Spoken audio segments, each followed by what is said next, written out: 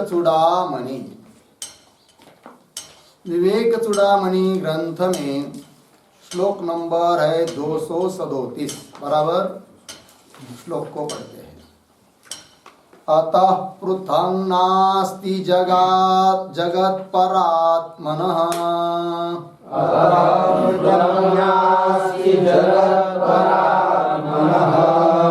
पृथक् प्रतीतिस्तु मृषा गुणाहिवत्।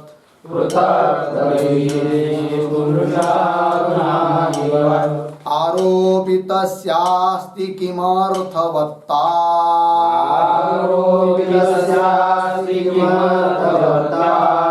अधिष्ठानमाभाति तथा भ्रमेण।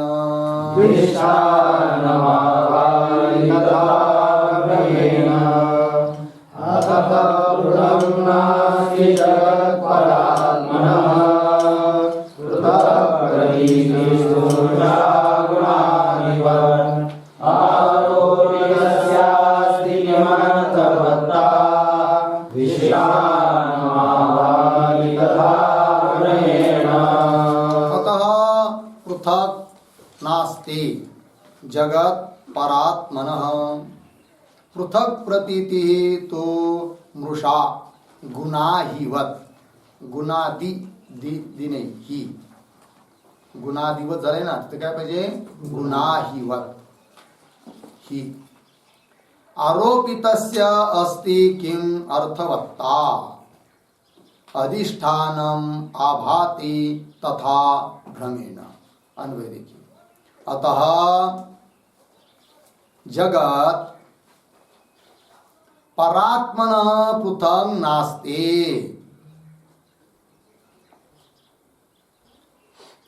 नीचे पृथक् प्रतीति हेतु गुणाहिवत मृषा। नीचे आरोपितस्य किम अर्थवत्ता अस्ति। किम अर्थवत्ता अस्ति किंवा अर्थवत्ता किम अस्ति। आगे अधिष्ठानम भ्रमेण तथा अभाति। अधिष्ठानम भ्रमेण तथा अभाति हो गया। देखिए भैया तो इस श्लोक में आप कहने जा रहे हैं, ऊपर भी बहुत बार बताया कि ब्रह्म से व्यतिरिक्त जगत नाम का कोई पदार्थ है नहीं। उसी बात का उपसंहार कर रहे हैं कि ब्रह्म से व्यतिरिक्त जगत का अभाव ही है। कह रहे हैं श्लोक के आरंभ में ही अतः। अतः मतलब इसलिए, मतलब क्या। अतः शब्द का अर्थ लिखिए स्वप्नवत सदा उपलम्भा भावात्। स्वप्नवत सदा उपलम्भा भावात्, उपलम्भ अभावात्।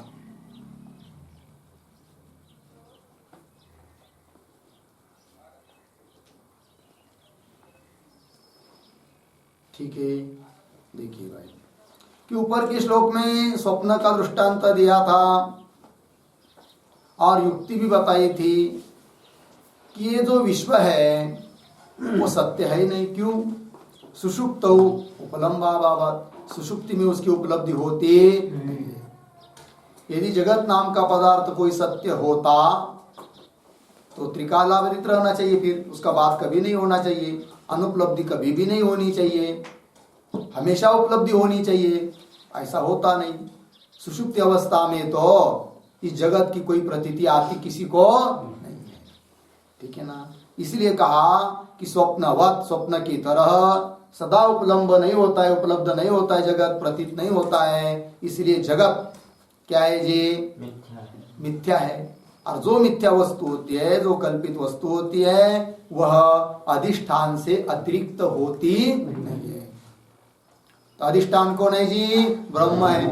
अर्थात ब्रह्म अर्थात परमात्मा, उससे अतिरिक्त जगत नाम का कोई पदार्थ नहीं है। वही लिख रहे अतः।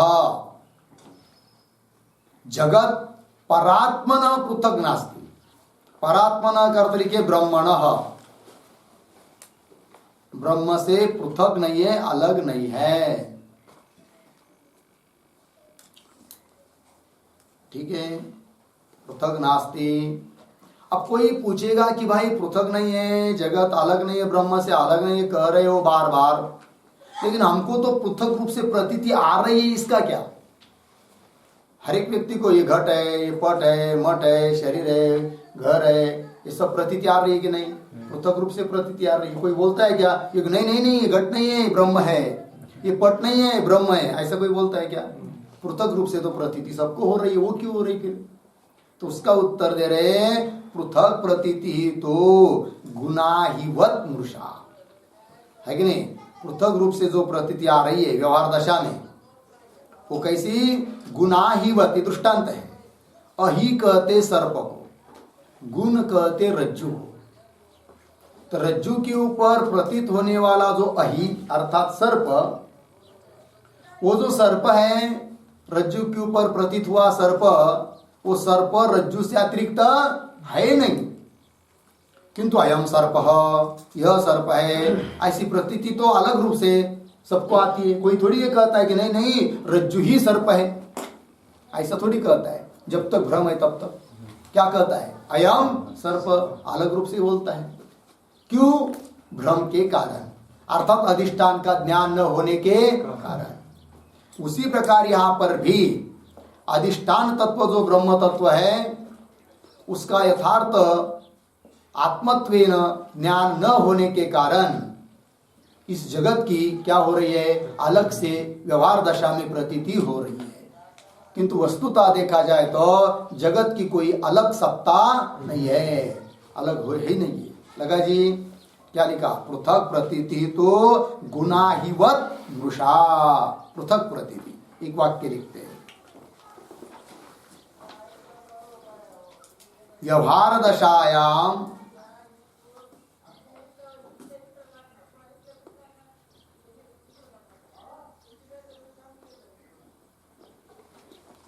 व्यवहार दशायाम पृथक घटादि रूपेण, पृथक घटादि रूपेण प्रतीति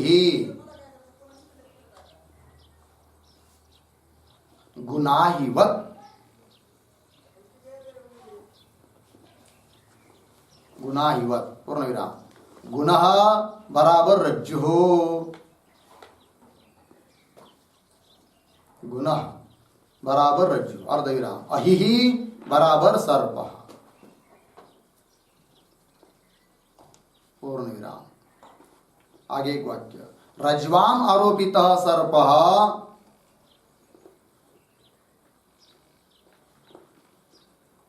रज्वाम आरोपितः सर्प यथा मृषा,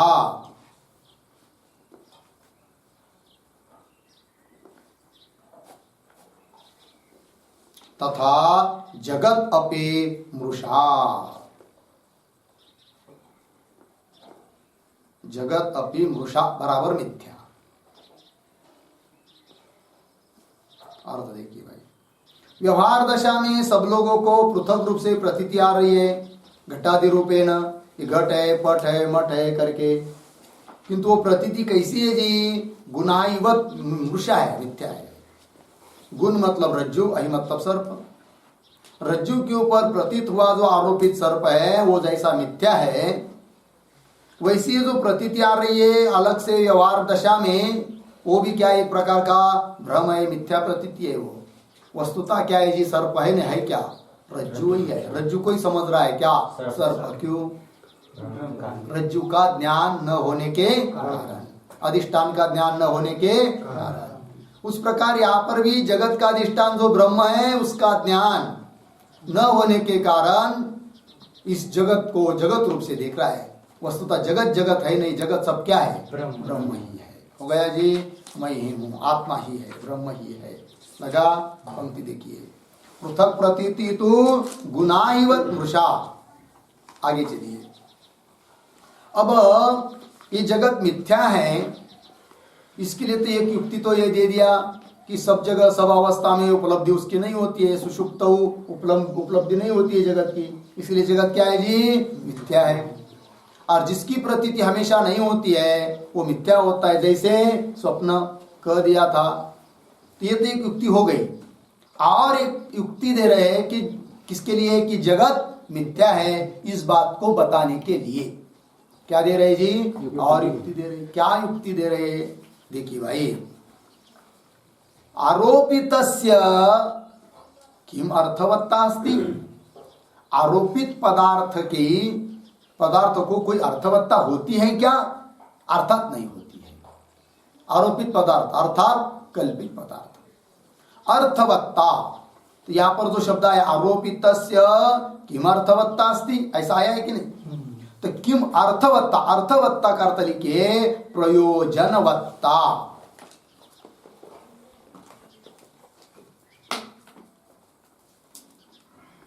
प्रयोजनवत्ता अर्थात अर्थ क्रियाकारित्वम।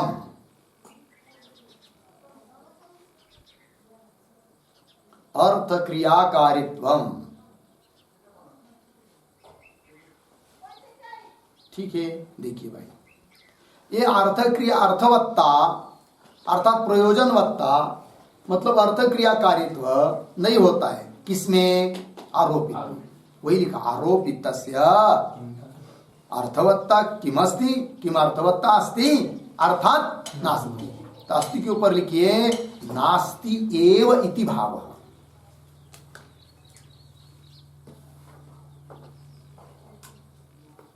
नास्ति एव इति भाव। अर्धविराम। तर्हि कुतः प्रतीतिः? तर्हि कुतः प्रतीतिः? अतः आह अधिष्ठानम इत्यादि।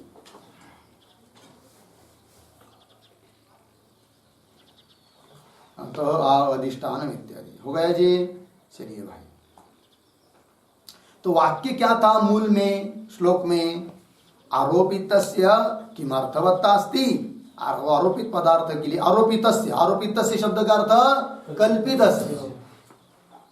आरोपितस्य मतलब कल्पितस्य। तो क्या अर्थ हुआ? कल्पित पदार्थों के लिए, आरोपित पदार्थ के लिए क्या अर्थवत्ता होती है? नास्ति एव, अर्थात नास्ति, नहीं होती है। अर्थवत्ता मतलब प्रयोजनवत्ता। जैसे उदाहरण, रज्जु के ऊपर जो सर्प की प्रतीति हो रही है, तो सर्प और रज्जु इन दोनों में एक आरोपित है। कौन आरोपित है? सर्प आरोपित है कि नहीं? कल्पित है। अधिष्ठान कौन है? रज्जु है। ठीक है ना जी। अब सर्प जो आरोपित है, कल्पित है, उसमें अर्थवत्ता है क्या? अर्थात प्रयोजनवत्ता है क्या? नहीं। मतलब क्या नहीं है? अर्थवत्ता नहीं, मतलब क्या नहीं उसमें? अर्थात वो किसी को दंश नहीं कर सकता। करता है क्या? कौन सा सर्प नहीं दंश करेगा? रज्जु के ऊपर जो सर्प प्रतीत हुआ है वो दंश नहीं कर सकता किसी को। वो बच्चे को पैदा नहीं कर सकता। कर सकता है क्या? नहीं कर सकता है। अर्थात क्या नहीं उसमें? प्रयोजनवत्ता नहीं है, अर्थवत्ता नहीं है, क्रियाकारित्व। अथवा वो स्थान का निरोध नहीं करता है। उसी रज्जु के ऊपर किसी को माला दिखाई दे रही, किसी को दंड दिखाई दे रहा है कि नहीं? उसका वेट नहीं होता है, वजन। समझ में आया कि नहीं? वो हलचल भी नहीं करता है। किसी के गले में पहना दिया तो दंश भी नहीं करेगा, हलचल भी नहीं करेगा, कुछ नहीं करेगा। वो क्या नहीं है उसमें? अर्थवत्ता नहीं है, प्रयोजनवत्ता नहीं है। स्वप्न में बहुत सारे पदार्थ दिखाई देते हैं, उसमें क्रियाकारित्व अर्थवत्ता है क्या? अर्थवत्ता दिखाई दे रही है किंतु है नहीं। लग तो रहा है कि स्वप्न में गंगा जी बह रही है, स्वप्न की गंगा है कि नहीं? देखो हाथी जा रहा है, अरे भागो भागो भागो, अलग हो जाओ, अलग हो जाओ, वो आपको मार देगा। कौन? कहाँ पर? स्वप्न में। लेकिन नहीं सुना उस बच्चे ने, वो वैसे ही बैठा रहा, हाथी उसके ऊपर पैर रखकर चला गया आगे। इसका मतलब बच्चा मर गया क्या? नहीं गया। सवेरे देखेंगे तो वो वैसे ही खेल रहा है उधर की कहीं पर, वो तो अलग था, वो कल्पित था। समझ में आया कि नहीं? कहने का तात्पर्य क्या नहीं उसमें? अर्थ। ऐसा कभी हुआ क्या? अब स्वप्न पड़ रहा है, अभी बंद हो गया, ज्यादा मत नहीं दिखना चाहिए मुझे स्वप्न, क्योंकि जागा नहीं अभी उसको। स्वप्न पदार्थ को बीच में, अंदर क्या नहीं है, जगह कम पड़ गई। अब इतनी बड़ी गंगा बह रही है, इतना बड़ा पहाड़ दिखाई दे रहा है, अब ट्रेन कहाँ से आएगी, इसमें बैठेगी, लेकिन ट्रेन भी आ जाती है उसमें, कहाँ पर है कि नहीं। और जगह कितनी है वहां पर, हिता नामक नाड़ी बताया था उस दिन, कितनी छोटी है कितनी बड़ी है करके, है कि नहीं। ये केश का एक भाग, 1000वां भाग खड़ा काटेंगे तो उतनी दाढ़ी उसकी, किसकी, हिता नाम, उसमें पड़ता है क्या, जब उसमें मन का संचार होता है तब स्वप्न पड़ता है। कहने का तात्पर्य, वो जो स्वप्न पदार्थ है वो स्थान का निरोध नहीं करते, उसका वजन नहीं होता है। यदि स्वप्न पदार्थों को वजन होता तो सब लोग मर जाते भीतर, ट्रेन अंदर घुस जाती तो सब मर जाते उसका वजन नहीं होता है। उस ट्रेन में बैठकर कोई यात्रा नहीं कर सकते, उसको आम का फल दिखाई दे रहा है खा नहीं सकते, गंगा जी बह रही उसमें स्नान नहीं कर सकते, क्या, क्यों, उसमें कोई अर्थवत्ता नहीं है, प्रयोजनवत्ता नहीं है। उस प्रकार ये जगत की प्रतीति आ रही है, लग रहा है स्वप्न पदार्थ में भी अर्थवत्ता है, जब तक स्वप्न में है तब तक लगता है, जब स्वप्न से जागृति में आते हैं तो कुछ नहीं। उसी प्रकार जब तक हम लोग इस व्यवहार दशा में हैं तब तक तो लग रहा है क्या, अर्थवत्ता है। देखो उसने उसको 100 रुपए दिया, वो उधर जा रहा है, वो खा रहा है, अब हमको अभी सोना है, ये सब काम हो रहे, अर्थवत्ता तो लग रही, प्रयोजनवत्ता तो लग रहा है, सबका प्रयोजन कुछ न कुछ है, ये लग रहा है, कहा, जब तक व्यवहार दशा में है। किंतु जब इससे तुम थोड़ा ऊपर उठेंगे, सत्वगुण बहुत ज्यादा बढ़ जाएगा, निधि ध्यासन करेंगे, श्रवण मनन निधि ध्यासन करके अपने स्वरूप में थोड़ा स्थित हो जाएंगे और जगत के बारे में कल्पित भाव मिथ्यात्व का निश्चय हो जाएगा, तब लगेगा अरे क्या लोग है, क्या बावड़े घूम रहे इधर उधर, कुछ नहीं, क्या है ये सब कल्पित है, सबका अधिष्ठान सच्चिदानंद घन कौन हूँ, बस आनंदी आनंदी आनंद, आनंद स्वरूप मैं, और आनंद स्वरूप मेरे को प्राप्त करना छोड़कर आनंद के लिए दौड़ रहे पगली साली, जाने दो क्या करना है हमको उससे। समझ में आया कि नहीं। कहने का तात्पर्य, अर्थवत्ता तो लग रही है जगत के पदार्थों में, किंतु वस्तुतः देखा जाए तो कुछ प्रयोजन नहीं उसका। यदि प्रयोजन होता तो कुछ तो हाथ में लगना चाहिए ना, हाथ में लगता है क्या, नहीं। समझ लीजिए 500 रुपए लेकर गए बंबई में और 500 करोड़ बना दिए, है कि नहीं। तो कोई तो कहेंगे, व्यवहार के लोग तो कहेंगे बाप रे बाप क्या पुरुषार्थ किया, 500 रुपए के 500 करोड़ बनाया। लेकिन जाकर पूछो क्या लगा, कुछ लगा उसमें, कुछ समाधान मिला, कुछ नहीं। मरते समय रोते रोते ही मरना पड़ता है, सब लोग जलाकर फूंक देते हैं, सब संपत्ति रह जाती है, उसके लिए भी तंटा शुरू हो जाता है बच्चों में। कहने का तात्पर्य कुछ नहीं है, ये सब क्या है जी, जगत कल्पित है, अनिर्वचनीय है, मिथ्या है, इसमें अर्थवत्ता जिस जिस पदार्थ में अर्थवत्ता नहीं होती है वह कल्पित है। लगा है कि नहीं। तो आरोपित पदार्थ के लिए कुछ अर्थवत्ता होती नहीं, इसलिए वो आरोपित पदार्थ क्या है, लग रहा है सच है, नहीं सच, कैसा है, मिथ्या, वही दे रहे हैं। आरोपितस्य किमर्थवत्ता अस्ति अर्थात नास्ति। फिर बोलेंगे भाई ठीक है, नहीं है तो कोई बात नहीं, किंतु अलग से प्रतीति क्यों हो रही है उनकी, उसका उत्तर दे रहे आगे के वाक्य में, इसी श्लोक में।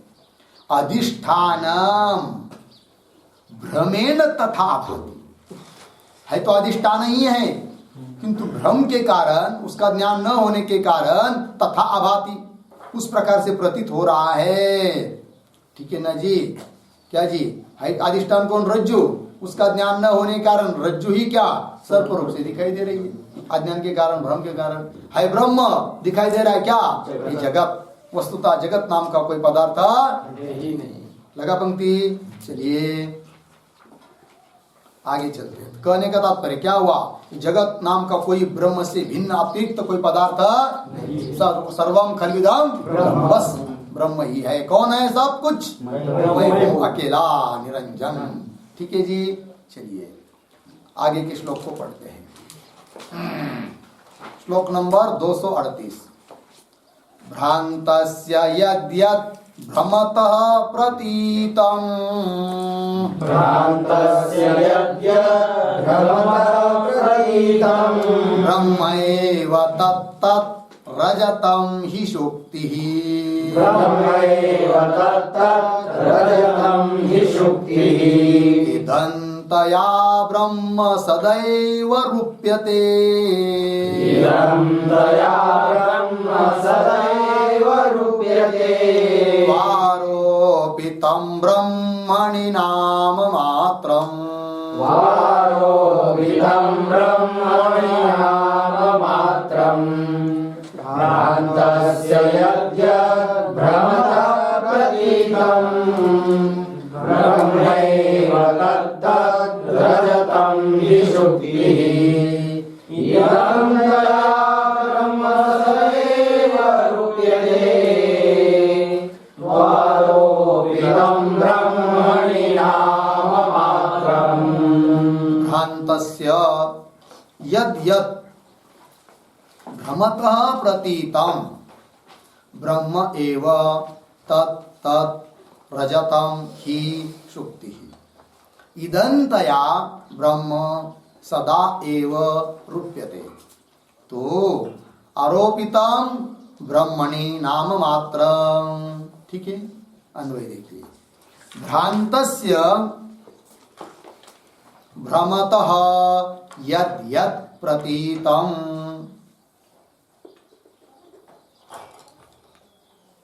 हुआ ना, यद् यत् प्रतीतं नीचे के लाइन में तत् ब्रह्म एव हि रजतं शुक्तिः। नीचे इदन्तया ब्रह्म एव सदा रूप्यते। इदन्तया ब्रह्म एव सदा रूप्यते। नीचे के लाइन में आरोपितं तु ब्रह्मणि नाम मात्रम्। ठीक है, अर्थ देखिए भाई। अब और दृष्टांत देकर ग्रंथकार आचार्य भगवान समझा रहे हैं कि ब्रह्म से व्यतिरिक्त जगत है ही नहीं, इसको और दृढ़ कर रहे हैं और दृष्टांत देकर। ठीक है जी, देखिए क्या करे। भ्रांतस्य अर्थात भ्रांतस्य पुरुषस्य, जो भ्रांत पुरुष है, जिसको भ्रम हो चुका है। भ्रम बहुत खतरा होता है। भ्रम हुआ कि सब बिगड़ जाता है। समझ में आया जी? चलिए, भ्रांतस्य है कि नहीं। भ्रमत यद्यत् प्रतीतम, भ्रांत पुरुष को भ्रम के द्वारा जो जो प्रतीत होता है कि नहीं। है तो कौन? स्थाणु, लकड़ी का खोड़। समझ गए क्या? पुरुष है या भूत है। तो डर के भाग गए। ठीक है ना। तो डर तो बहुत बेकार होता है फिर। ठीक है ना, भ्रम बहुत बेकार होता है जी।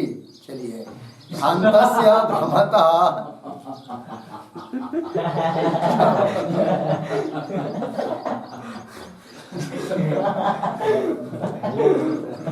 चलिए, भ्रम आदमी को जिंदगी से बर्बाद कर देता है कि नहीं। ये तो भ्रम ही ना। हम लोग कितने कितने कितने कितने जन्म लिए, क्यों? भ्रम के कारण। शरीर अपना स्वरूप है नहीं, उसको अपना पकड़ लिया, वही से सब चालू हुआ। फिर अनुकूलता प्रतिकूलता है कि नहीं। धर्म अधर्म, पाप पुण्य, जन्म मरण, सुख दुख, ये सब चालू हुआ। क्यों? भ्रम के कारण। शरीर को पकड़ लिया ना। भ्रम के कारण कितना धोखा होता है, कितना जिंदगी बर्बाद होती है। दृष्टांत बताओ क्या? तो क्या होता है, एक बार गर्मी के दिन थे, उन्हाड़ा। ठीक है, सब ऑफिसर लोगों को, शाला कॉलेज को छुट्टी थी। एक बंबई का मनुष्य, जिसने कभी बंबई छोड़कर कहीं देखा ही नहीं था, उसका मित्र उसको देहात में ले आया अपने सासुरवाड़ी में। क्योंकि दूसरे उसका जो मित्र था, उसकी सासुरवाड़ी जानते हैं ना, ससुराल कहा था, देहात था, कोई देहात ग्रामीण भाग। वहां ले आया। चलो भाई, तुम कभी गए नहीं मुंबई छोड़कर, हमारे मित्र हो, चलो घुमा के लाते। ले आया। 2-3 दिन रहना था उनको। एक दिन क्या हुआ उनको, अभी गर्मी के दिन होते हैं, जमीन क्या होती है जी, तपती है और फटती है। इसी गर्मी के दिन आपने देखा होगा। और देहात में तो कोई व्यवस्था नहीं होती टॉयलेट की, है कि नहीं, संडास लगाने की टॉयलेट की व्यवस्था नहीं होती। ऐसे ही बाहर जाना पड़ता है जंगल में। तो एक दिन क्या हुआ, सुबह सुबह 9-10 बजे उस एक व्यक्ति को जो मुंबई से आए थे, जो नया था, उसने कभी देहात आदि कोई देखा नहीं था, उसको क्या जाना था, टॉयलेट।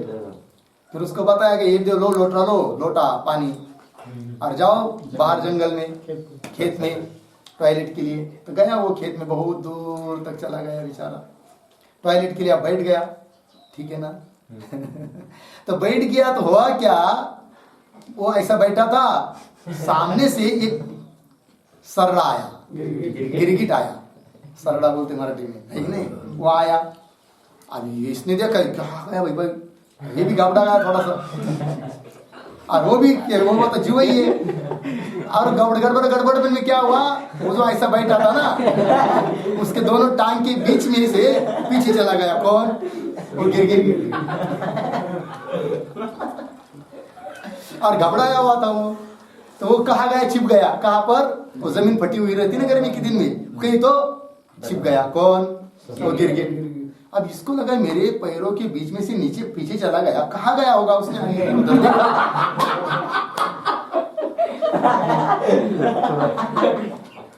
इधर देखता है, उधर देखता है, तो कहीं नहीं मिला उसको, अब तो छिप गया बेचारा।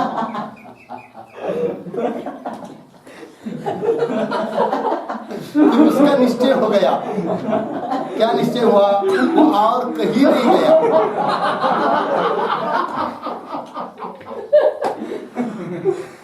गया तो कहाँ गया वो, बस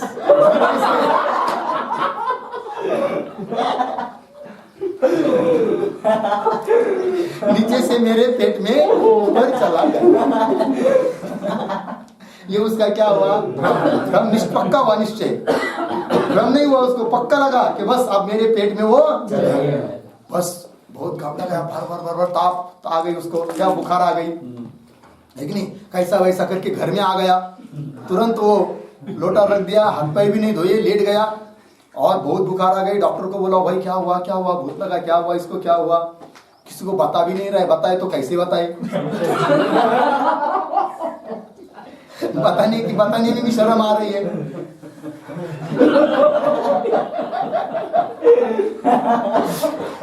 फिर क्या, डॉक्टर आया, सलाइन दिया, इंजेक्शन दिया, 3 दिन हुए, बुखार कम नहीं हो रहा है।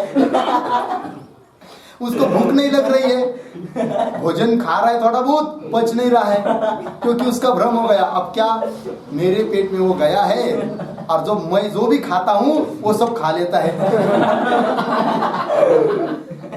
मेरे को कुछ वो मिलता नहीं है।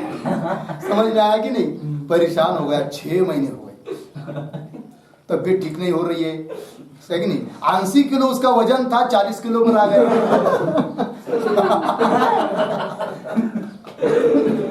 समझ में आया।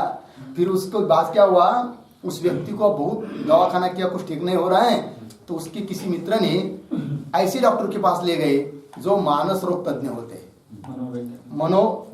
मनोवैज्ञानिक वो डॉक्टर होते हैं ना, उनके पास ले गए।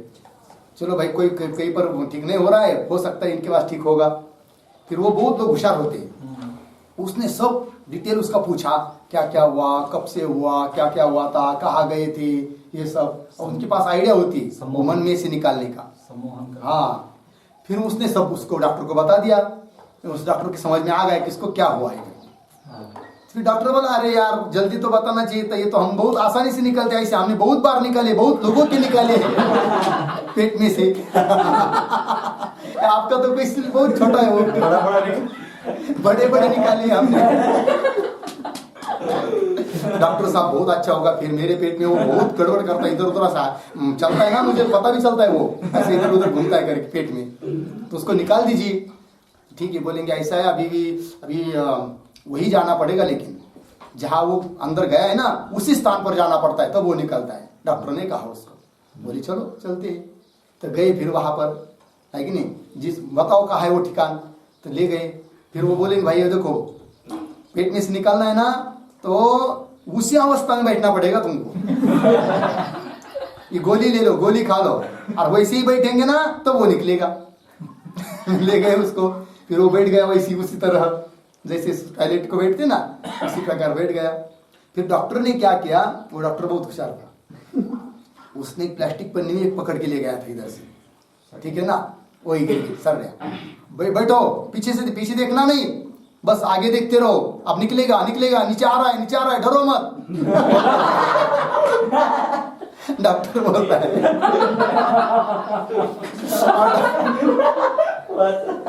अब डॉक्टर पीछे से उसकी पीठ पर से क्या कर रहा है, हाथ ऐसा कर रहा है उसके पीठ पर, हाँ हाथ फेर रहा है पीठ के ऊपर, आ रहा है, धीर रोको। और क्या किया, धीरे से उस डॉक्टर ने जो साथ में लाया था ना, उसको छोड़ दिया उसके दोनों के टांगों के बीच में से। वो डर गया था, वो आगे भाग गया। वो आदमी नाचने लगा, हंसने लगा, वाह निकल गया। बहुत दिन से मेरे पेट में था। हो गया, दृष्टांत समाप्त हो गया। उसके बाद उसको कोई दवा लेनी नहीं पड़ी, कोई गोली खाना नहीं पड़ी, आपसे आप 2-3 दिन में ठीक हो गया। अब देखिए भाई, उस सरड़ा वो गिरगिट उसके पेट में गया था क्या? नहीं गया था। निकाला क्या? नहीं गया। लेकिन क्या हुआ, मेरे पेट में गया, और वो मेरे जो भी मैं रोटी खाता हूँ वो सब खा लेता है, मुझे वो लगता नहीं है, और वो अभी निकल गया। ये सब क्या है जी? किंतु भ्रम के कारण उसके क्या हुए, 6 महीना बर्बाद हो गए। तबियत कम हो गई, 80 किलो का वजन था 40 किलो पर आ गया, है कि नहीं? कहने का तात्पर्य भ्रम के कारण ये सब हो रहा है। लगा जी पंक्ति? चलिए, अब वही लिखा है यहां पर, भ्रांतस्य भ्रमत यद्यत प्रतीतम, लगा ना? भ्रांत पुरुष को भ्रम के कारण जो प्रतीत हो रहा है, घट पट मठ जो भी कुछ दिखाई दे रहा है, तत् ब्रह्म एव, बस वो सब क्या है जी? ब्रह्म ही है। ब्रह्म के अलावा और कुछ है नहीं। ब्रह्म एव, ब्रह्म एव मतलब अधिष्ठान भूतम ब्रह्म एव, अधिष्ठान भूत ब्रह्म ही है, ब्रह्म के अलावा और कुछ है नहीं। तत् ब्रह्म एव, उदाहरण देकर समझा रहे। ही यतो ही, कैसे? रजतम शुक्ति, उदाहरण दिया। देखिए, शुक्ति मतलब वही सिप्पी, और उसके ऊपर क्या होता है, गर्मी के दिन में धूप जब पड़ती है ना, वो चमकता है। आप जब वो आ जाएंगे समुद्र किनारे हो, चाहे किसी बड़ी नदी में हो जहाँ बालू है, वो आ जाएंगे, ऐसे दूर से चम दिखाई देते हैं, ऐसा लगता है ये जरूर चांदी ही होगी। वो गया सिंपली, ये नहीं, वो तो जरूर होगी। वो आ जाता है, कुछ मिलता नहीं है कि नहीं? सब लोग को उसका अनुभव हो सकता है, क्योंकि हमको है। बचपन में हम जाते थे नदी में, ये तो चांदी जरूर होगी भाई, ये नहीं आओगे, वो तो जरूर होगी। ऐसे बहुत सारे जमा करते थे, कुछ मिलता नहीं था। कहने का तात्पर्य क्या जी? तो जो भी दिखाई दे रहा है, दिखाई क्या दे रहा है? रजत है क्या? तो शुक्ति ही है। लग रहा है रजत है, शुक्ति है। लग रहा है घट पट मटे जगत है क्या? बस ब्रह्म है। कौन है? मैं ही, मेरे अलावा और कुछ नहीं। चलिए, तत् ही रजतम शुक्ति, मिला पंक्ति? एक वाक्य लिखते इस पर, ही बराबर यस्मात्, अर्धविराम, शुक्ति अज्ञानात्, शुक्ति अज्ञानात्, संधि करके शुक्ति अज्ञानात् शुक्तौ भातम रजतम, शुक्तौ भातम रजतम शुक्ति ही एव, शुक्ति ही एव, तथा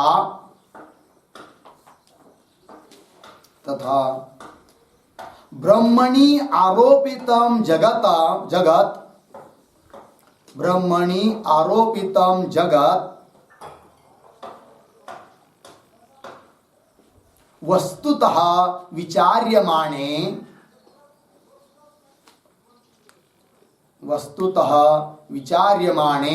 ब्रह्म एव,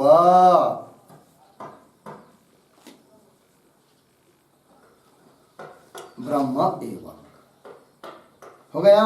अर्थ देखिए भाई, ही यतो ही अस्मात्, शुक्ति अज्ञान, शुक्ति का ज्ञान न होने के कारण, शुक्तौ शुक्ति के ऊपर भातम प्रतीतम रजत, प्रतीत होने वाला रजत शुक्ति एवं शुक्ति ही है।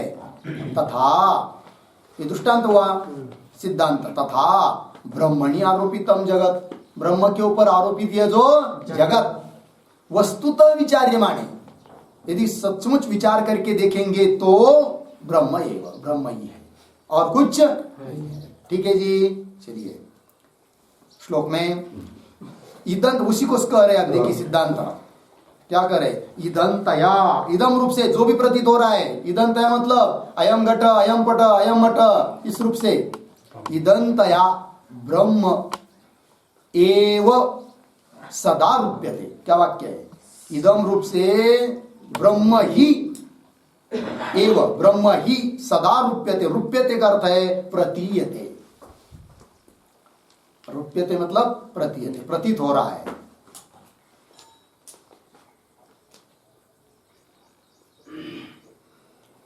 हो गया, चलिए इदंतया इदम रूप से ब्रह्म ही हमेशा रूप्यते नाम प्रतीयते प्रतीत हो रहा है।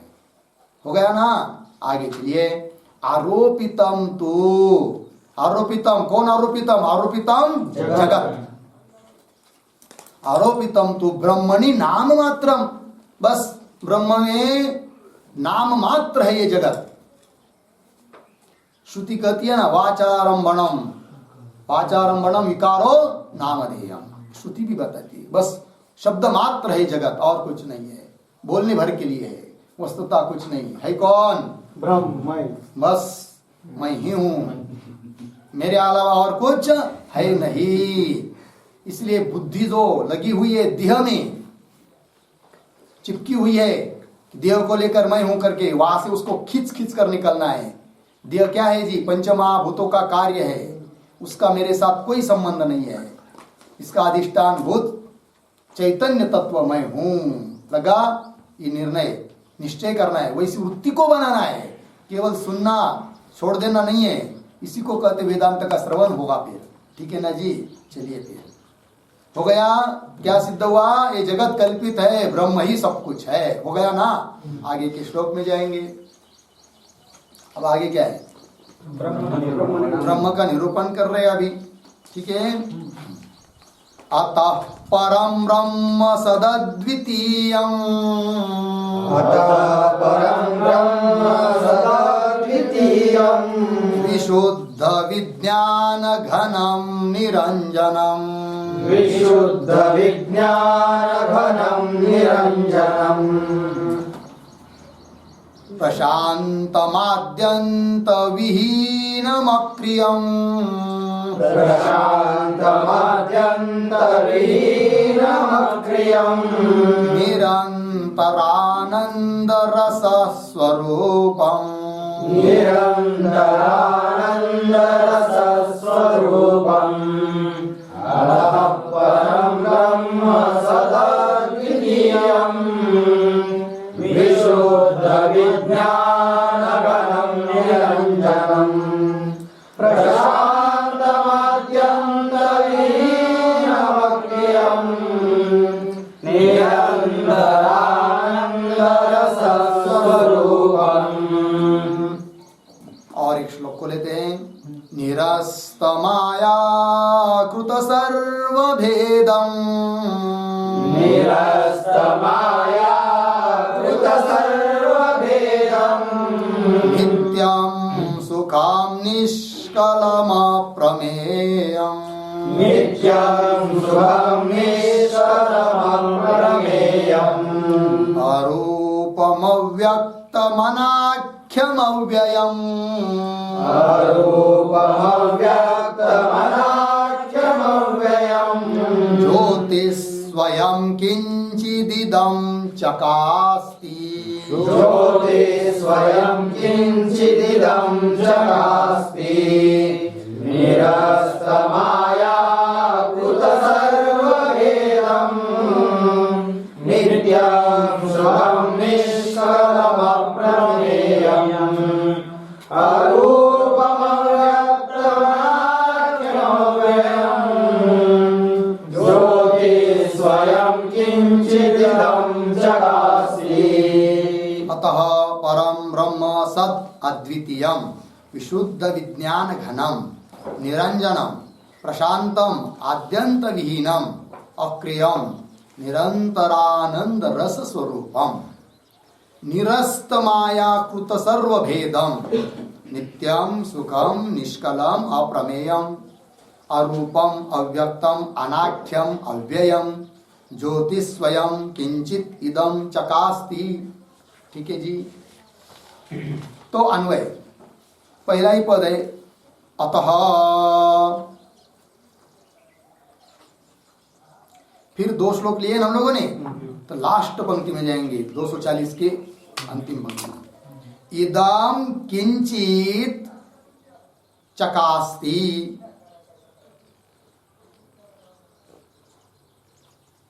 इदम किंचित चकास्ति मिला। अब पहले पंक्ति में आइए, दोनों श्लोकों के पहली पंक्ति। सद अद्वितीयम विशुद्ध विज्ञान घनम निरंजनम, सरल है। प्रशांतम अद्यंत विहीनम अक्रियम निरंतरानंद रस स्वरूपम निरस्त माया कृत सर्वभेदम नित्यम सुखम निष्कलम अप्रमेयम अरूपम अव्यक्तम अनाख्यम अव्ययम ज्योति स्वयं। आ गए, मिला अंतिम कवर। फिर पहली पंक्ति में आइए, परम ब्रह्म।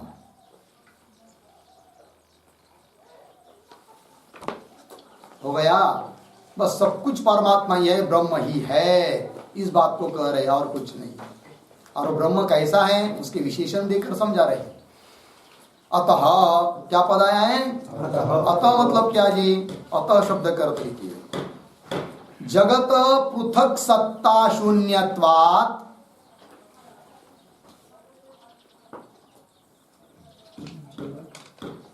जगतः पृथक सत्ता शून्यत्वात्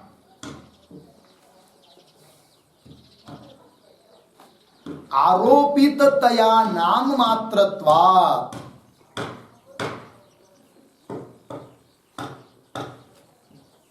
आरोपिततया नाम मात्रत्वात्। हो गया?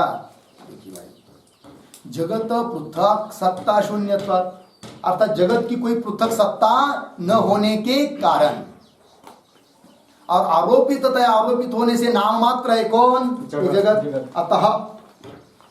अतः ऐसा नाम मात्र जगत होने के कारण, जगत की पृथक सत्ता न, ब्रह्म से पृथक सत्ता न होने के कारण क्या है फिर? इदम किंचित चकास्ति, मिला ना? इदम, इदम शब्द का अर्थ लिखिए, किंचित इदम अपरोक्षम प्रकाशते, किंचित इदम, किंचित इदम अपरोक्षम प्रकाशते तत्सर्वं ब्रह्म एव।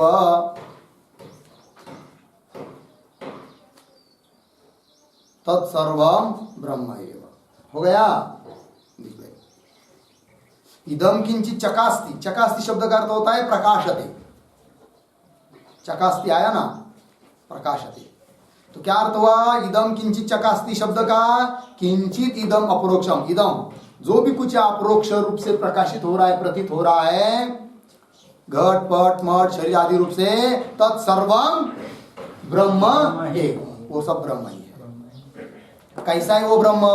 एक एक बात, सत पद मिले, सद अद्वितीयम, एक एक शब्द का अर्थ लिखते जाइए। सत, सत का मतलब है अबाध्यम। हो गया? अद्वितीयम, अद्वितीयम का अर्थ लिखिए विजातीय रहितम, कोई उसमें भेद नहीं है, विजातीय रहितम, अद्वितीय है, द्वैत नहीं है, विजातीय रहितम। और कैसा है वो ब्रह्म? विशुद्ध विज्ञान घनम, इसका अर्थ लिखिए निर्विषय विज्ञान शरीरम,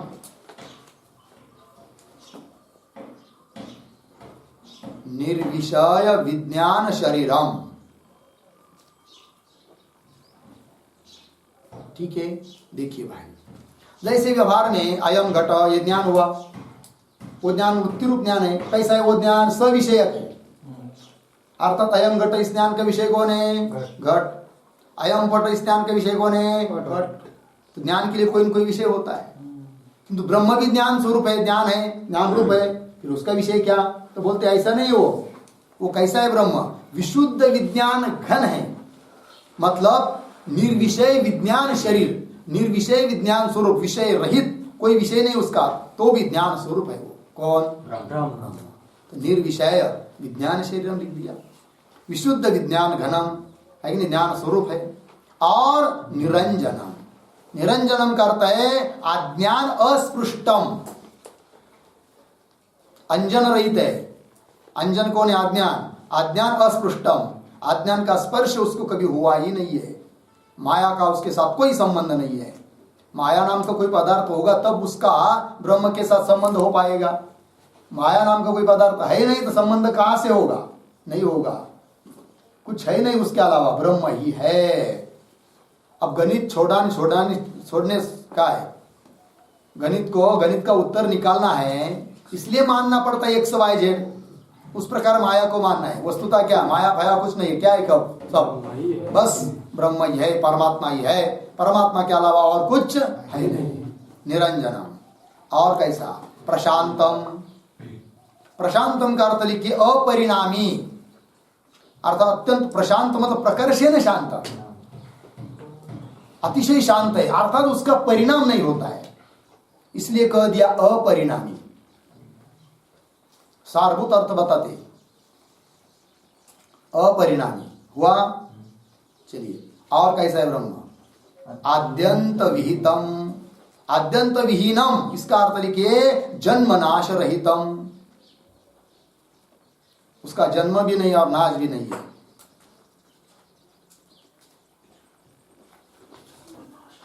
हो गया। और अक्रियम, अक्रियम का अर्थ है क्रिया रहितम, कोई क्रिया उसमें है नहीं, कोई कर्म नहीं, कोई क्रिया नहीं उसमें, व्यापक में क्रिया होती ही नहीं है। और आगे लिखा है निरंतर आनंद रस स्वरूपम, एक शब्द में इसको बताना हो तो अखंड आनंद विग्रहम, अखंड आनंद विग्रहम,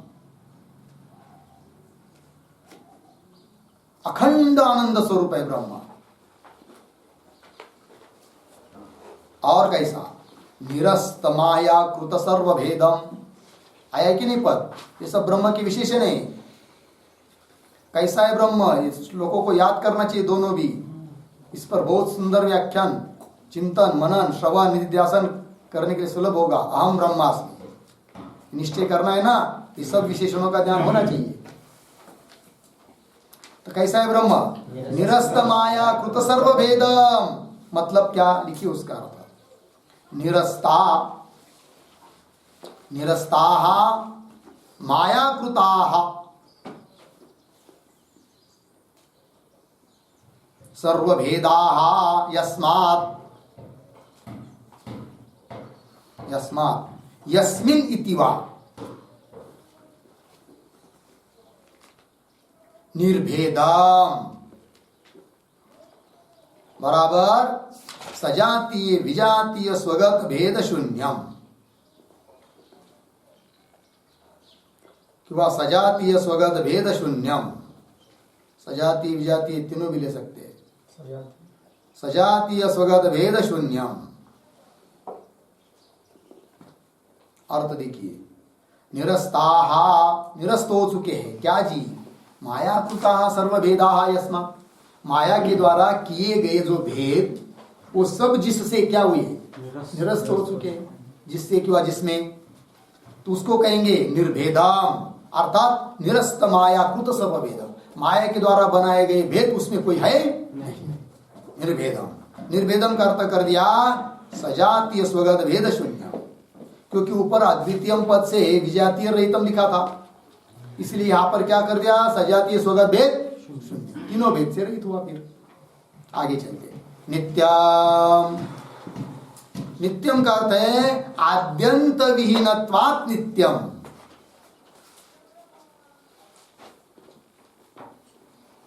आद्यंत विहीनत्वात् नित्यम।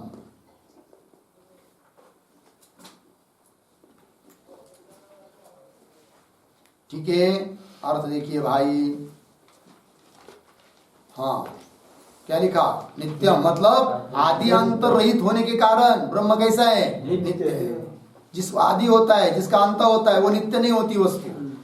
और ब्रह्म नित्य है, क्यों? आदि अंत से रहते। आदि अंत मतलब जन्म भी नहीं, मृत्यु भी नहीं, नाश भी नहीं होता है उसका। किसका नाश नहीं होता है? मेरा। जन्म किसका नहीं है? मेरा। वाड़ दिवस किसका नहीं मानना है? मेरा। क्यों नहीं मानना है वाड़ दिवस? पैदा ही नहीं हो, जन्म ही नहीं हुआ तो वाड़ दिवस कहाँ से? वर्धापन दिन, जन्मदिन कहाँ से मनाएंगे भाई? जो लोग जन्मदिन मनाते पागल है सब, है कि नहीं? पागल नहीं तो क्या है? शरीर को अपना स्वरूप समझ कर बैठ गए तो पागल नहीं तो क्या है? जो अपना है नहीं उसको अपना पकड़ लिया। पागल किसको बोलते जी? जन्मदिन बनाने जो अपना है नहीं है उसको अपना समझ लिया तो वो चोर है क्या? समझ में आया कि? चोर किसको कहते हैं? जो दूसरे की चीज है उसको अपने समझ कर पकड़ता है, फिर उसको दंडा बैठता है पुलिस के द्वारा। समझ में आया कि नहीं? तो वही हुआ, जन्म किसका है? शरीर का। शरीर किसका है? पंचमहाभूतों का है कि नहीं? और पंचमहाभूतों का और अपना कोई संबंध है क्या? क्या लेना देना है उसका? दूसरे का जन्म मानते हैं क्या? कुत्ते का जन्म हुआ मानते हैं क्या? दीवा लेकर उसको पूजा करते हैं? क्यों नहीं करते? क्योंकि उसके शरीर के साथ कोई संबंध है नहीं है। अब उसके शरीर के साथ संबंध नहीं अपना, इस शरीर के साथ क्या अपना संबंध है? जिस शरीर के द्वारा बोल रहे हो कोई संबंध नहीं है, फिर जन्मदिन नहीं मनाना चाहिए। अपमान है वो आत्मा का। वो बोल रहा होगा क्या पागल लोग है, मेरे जन्म है नहीं, जन्म मान रहे हो। समझ में आया कि? सितंबर महीने चालू है ना, ध्यान ठेव आजचा पाठ नित्यम। समझ में आया जी? आगे क्या है? सुखम। सुखम का अर्थ लिखिए सुख स्वरूपम। ब्रह्म कैसा है जी? सुख स्वरूप है। निष्कलम। निष्कलम का अर्थ लिखिए निरवयम, निरअवयवम, अवयव रहितम इत्यर्थ। अवयव नहीं होते ब्रह्म के, पार्ट नहीं उसको। हाथ, कान, नाक, मुख, चाक, पैर कुछ है क्या? कुछ नहीं है, पार्ट नहीं है उसको। निष्कलम। अप्रमेयम। अप्रमेयम का अर्थ लिखिए फल व्याप्ति रहितम। यथा कथनचित बोध होने के लिए वृत्ति व्याप्ति मान सकते हैं, फल व्याप्ति उसमें नहीं होती है। फल मतलब वृत्ति में पड़ा हुआ चैतन्य का प्रतिबिंब, चिदाभास, उसकी व्याप्ति की उसको जरूरत नहीं है। इसमें बहुत बड़ा व्याख्यान हो जाएगा, इस पर एक दिन हो जाएगा, किंतु अपने समझ में आ जाता है आप लोग को, सब हो गया है ना। अप्रमेय। अप्रमेय मतलब घट, तो घट में तो वृत्ति व्याप्ति भी है, फल व्याप्ति भी है, क्योंकि घट जड़ है कि नहीं? किंतु ब्रह्म कैसा है? ज्ञान स्वरूप है, उसमें केवल वृत्ति व्याप्ति है, फल व्याप्ति नहीं है। ठीक है ना जी? आगे चलिए। अरूपम। अरूपम अरूपम अरूपम मतलब रूप रहितम। उसके लिए श्रुति अशब्दम अस्पर्शम अरूपम अव्ययम कठोपनिषद। अशब्दम अस्पर्शम अरूपम अव्ययम कठोपनिषद में आया है। और न चक्षुषा गृह्यते, ये भी श्रुति है, मुंडकोपनिषद। हो गया ना? अरूप है वो, रूप नहीं है उसमें। रूप नहीं होने के कारण अव्यक्त है, क्योंकि जिसको रूप होता है वो तो चक्षु आदि के द्वारा व्यक्त हो जाता है कि नहीं? इंद्रियों के द्वारा प्रत्यक्ष होता है। ब्रह्म का इंद्रिय के द्वारा प्रत्यक्ष नहीं होता है। क्यों? ब्रह्म अव्यक्त है। और अव्यक्त क्यों है? अरूप है, रूप नहीं है उसमें, अर्थात कोई गुण नहीं है, इसलिए इंद्रियों के द्वारा भी उसका प्रत्यक्ष नहीं होता है कि नहीं? विज्ञातारम अरे कि न भी जानिए। ठीक है, चलिए। अरूपम अव्यक्तम। और क्या लिखा है भाई? अनाख्यम। क्या लिखा है? अनाख्यम। अनाख्यम का अर्थ देखिए वाक कि वह अनाख्यम का अर्थ लिखिए नाम शून्यम। आख्या कहते नाम को, अनाख्यम मतलब नाम शून्यम। पूर्ण विराम, आगे एक वाक्य, प्रवृत्ति निमित्तानाम,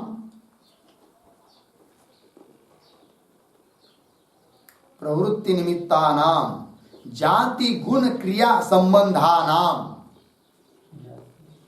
जाति गुण क्रिया संबंधानाम अभावात, जाति गुण क्रिया संबंधानाम अभावात वाक् अगोचरम इत्यर्थः।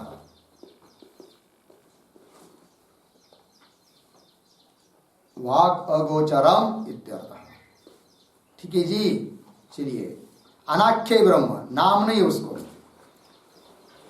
अर्थात वाणी का अगोचर है, अर्थात वाणी का विषय नहीं है। कौन? क्यों वाणी का विषय नहीं है?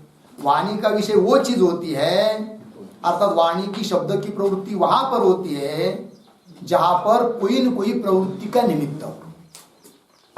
शब्द का प्रवृत्ति निमित्त होता है। शब्द प्रवृत्त हो रहा है ना, यह घट है, यह पट है, तो उस घट में घट शब्द की प्रवृत्ति हो रही है। पट वस्तु में पट शब्द की प्रवृत्ति हो रही है। पाचक जो रसोईया बनाने वाला रसोईया है कि नहीं, उसमें पाचक शब्द की प्रवृत्ति हो रही है। हो रही कि नहीं? क्यों हो रही है? उस अर्थ में उस शब्द की प्रवृत्ति, अर्थात उस शब्द की उस अर्थ में प्रवृत्ति होने के लिए कुछ न कुछ निमित्त है। ऐसे प्रवृत्ति निमित्त कौन कौन हो सकते हैं? चार, बहुत सारे उदाहरण दिया है, जाति गुण क्रिया और संबंध। क्या जी? जाति गुण क्रिया और संबंध। घट में घट शब्द की प्रवृत्ति हो रही, क्यों? उसमें घटत्व जाति है कि नहीं जी? पट में पट शब्द की प्रवृत्ति हो रही, क्यों? क्योंकि उसमें पटत्व जाति है कि नहीं? तो जाति कहीं पर गुण, कहीं पर क्रिया। जैसे पाचक शब्द की प्रवृत्ति रसोईया में हो गई, क्योंकि उसमें क्या है जी? पाचन करना, पकाना, शिजवेने रूप क्रिया है। क्रिया है वह प्रवृत्ति का निमित्त, अर्थात शब्दों की प्रवृत्ति का निमित्त कुछ न कुछ जब जहां रहता है वहीं पर शब्दों की क्या होती है? प्रवृत्ति होती है। ब्रह्म में तो न जाति है, न कोई गुण है, न कोई क्रिया है, न कोई संबंध है। तो प्रवृत्ति का निमित्त न होने के कारण किसी शब्द की प्रवृत्ति ब्रह्म में होती, अर्थात ब्रह्म वाणी का विषय नहीं है। वाणी अगोचर है, वाक् अगोचर है। कौन? ब्रह्म। इसलिए उसको कह दिया क्या? अनाख्यम। और आगे क्या है जी? अव्ययम। अव्ययम का अर्थ लिखिए, न वेति इति अव्ययम। न वेति इति अव्ययम बराबर अपक्षय रहितम। अपक्षय रहितम। वाह, न वेति, जिसका व्यय नहीं होता है, जो खर्च नहीं होता है, उसको क्या बोलते हैं? अव्यय। अपक्षय रहित, जो कम नहीं होता है, क्षय नहीं होता है, उसका झिज नहीं होती है, अपक्षय रहित है वो। ठीक है ना? और आगे चलिए, और क्या है आगे भाई? ज्योतिस्वयं। ज्योतिस्वयं का अर्थ है परा प्रकाशम, पर अप्रकाशम। दूसरे के द्वारा प्रकाशित नहीं होता है वो, क्योंकि उसको प्रकाशन करने के लिए और कोई है ही नहीं, वही सबका प्रकाशन करता है। परा प्रकाशम, ऐसा कौन है? पराम। है कि नहीं? तो मुख्य वाक्यों को पकड़िए। अतः क्या लिखा था? इदम किंचित चकस, जो भी कुछ प्रकाशित हो रहा है, दिखाई दे रहा है, घट पट मठ संसार, ये सब कुछ क्या है? वो ब्रह्म कैसा, ये सब विशेषण उसके दे दिया। इसका चिंतन कीजिए। ठीक है, दोनों श्लोकों को याद कीजिए। आगे का विचार कल करेंगे। ओम पूर्णमदः पूर्णमिदं पूर्णात् पूर्णमुदच्यते पूर्णस्य पूर्णमादाय पूर्णमेवावशिष्यते। ओम शांति शांति शांति।